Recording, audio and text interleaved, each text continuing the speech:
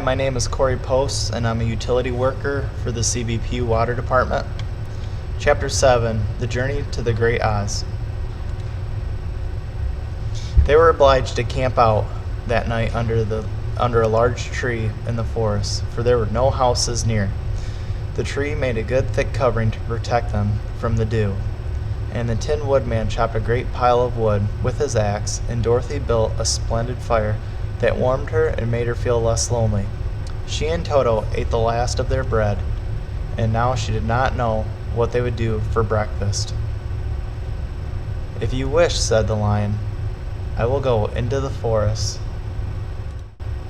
and kill you a deer. You can roast it by the fire, since your tastes are so peculiar that you prefer cooked food, and then you will have a very good breakfast." "Don't, please don't," begged the Tin Woodman. "I should certainly weep if you killed a poor deer, and then my jaws would rust again."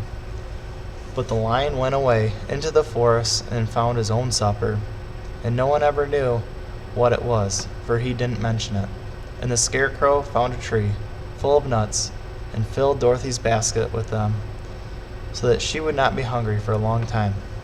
She thought this was very kind and thoughtful of the Scarecrow, but she laughed heartily at the awkward way in which the poor creature picked up the nuts. His padded hands were so clumsy, and the nuts were so small that he dropped almost as many as he put in the basket. But the Scarecrow did not mind how long it took him to fill the basket, for it enabled him to keep away from the fire, as he feared a spark might get into his straw and burn him up. So he kept a good distance away from the flames, and only came near to cover Dorothy with dry leaves when she lay down to sleep. These kept her very snug and warm, and she slept soundly until morning. When it was daylight, the girl bathed her face in a rippling brook, and soon they all started toward the Emerald City. This was to be an eventful day for the travelers. They had hardly been walking an hour when they saw before them a great ditch that crossed the road and divided the forest as far as they could see on either side. It was a very wide ditch, and when they crept up to the edge and looked into it, they could see it was also very deep, and there were many big jagged rocks at the bottom. The sides were so steep that none of them could climb down, and for a moment it seemed that their journey must end. "What shall we do?" asked Dorothy. "I haven't the faintest idea," said the Tin Woodman, and the lion shook his shaggy mane and looked thoughtful. But the Scarecrow said, "We cannot fly, that is certain. Neither can we climb down into the great ditch. Therefore, if we cannot jump over it, we must stop where we are." "I think I could jump over it," said the Cowardly Lion, after measuring the distance carefully in his mind. "Then we are all right," answered the Scarecrow, "for you can carry us all over on your back, one at a time." "Well, I'll try it," said the Lion. "Who's going to go first?" "I will," said the Scarecrow, "for if you found that you could not jump over the gulf, Dorothy would be killed, or the Tin Man badly dented on the rocks below. But if I'm on your back, it will not matter so much, for the fall would not hurt me at all." "I'm terribly afraid of falling myself," said the Cowardly Lion, "but I suppose there's nothing to do but try. So get on my back, and we will make an attempt." The Scarecrow sat upon the lion's back, and the big beast walked to the edge of the gulf and crouched down. "Why don't you run and jump?" asked the Scarecrow. "Because that isn't the way we lions do things," he replied. Then, giving a great spring, he shot through the air and landed safely on the other side. They were all greatly pleased to see how easily he had done it. And after the Scarecrow had got down from his back, the lion sprang across the ditch again. Dorothy thought she would go next, so she took Toto in her arms and climbed on the lion's back, holding tightly to his mane with one hand. The next moment it seemed as if she was flying through the air, and then before she had time to think about it, she was safe on the other side. The lion went back a third time to get the Tin Woodman, and then they all sat down for a moment to give the beast a chance to rest, for his great leaps had made his breath short, and he panted like a dog that had been running too long. They found the forest very thick on this side, and it looked dark and gloomy. After the lion had rested, they started along the road of the yellow brick, silently wondering, each in his own mind, as if they would come to the end of the woods and reach the bright sunshine again. To add to their discomfort, they soon heard strange noises in the depths of the forest, and the lion whispered to them that it was this part of the country that the Kallidas lived. "What are Kallidas?" asked the girl. "They're monstrous beasts with bodies like bears and heads like tigers," said the lion, "and with claws so long and sharp that they could tear me in two as I easily could kill Toto. I'm terribly afraid of Kallidas." "I'm not surprised that you are," said Dorothy. "They must be dreadful beasts." The lion was about to reply when suddenly they came to another gulf across the road.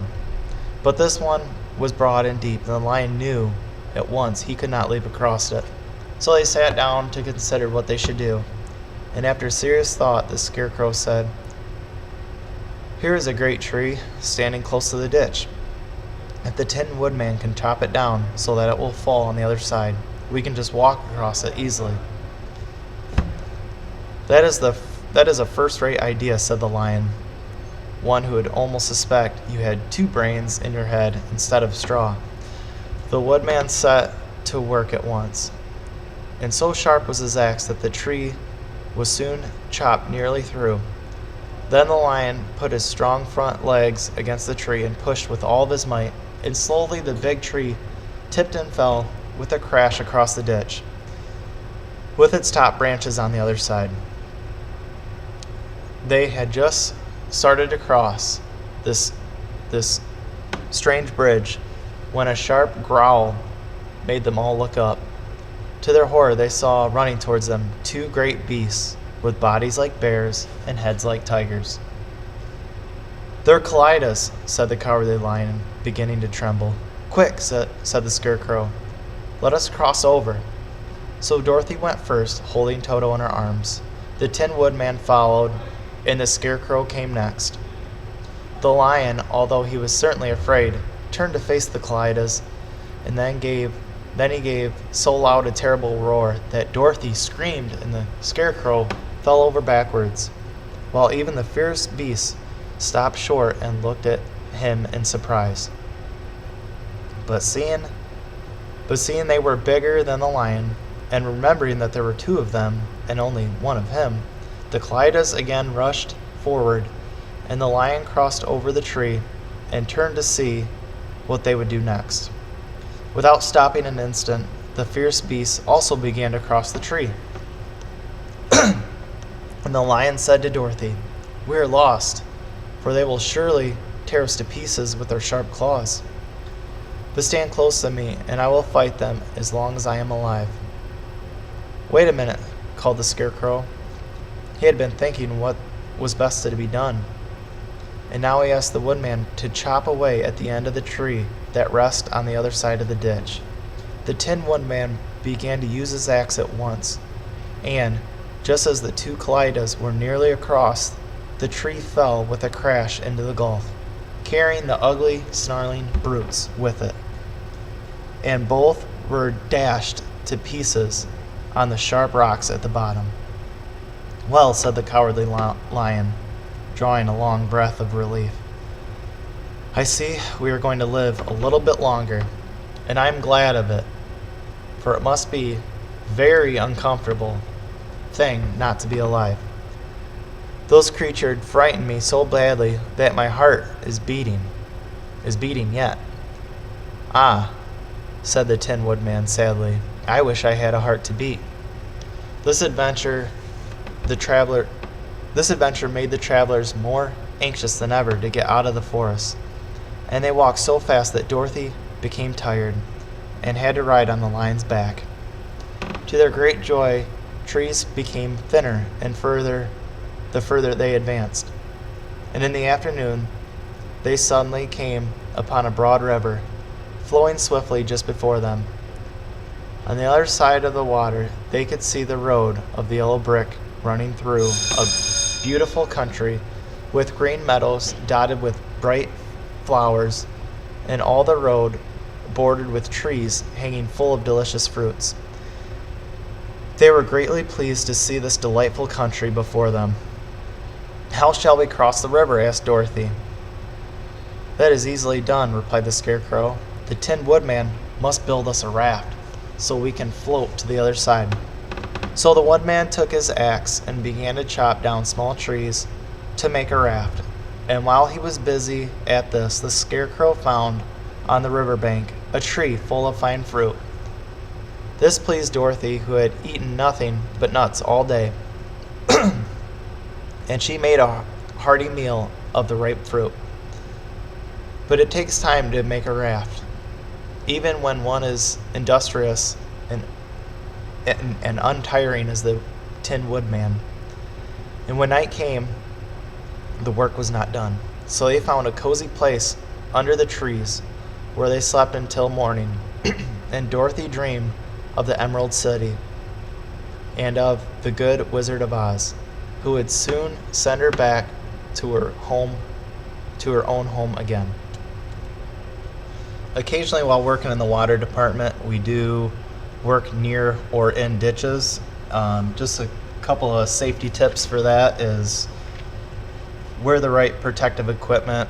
For instance, a hard helmet in case you're working with machinery, a high visible vest in case you're working at night so others can see you, and obviously you want to have on a good pair of boots as well. Since we're going to be working around a ditch or in a ditch, proper signage on the roads is important to direct traffic as well, so people know where we are so we can be safe. Also, depending on the depth of the ditch, we may require us to use ladders or even trenching and shoring to make sure that the ditch or the trench doesn't collapse on us. And one last important thing is when we're working in an area like this to have a spotter or someone to make sure the scene is safe at all times.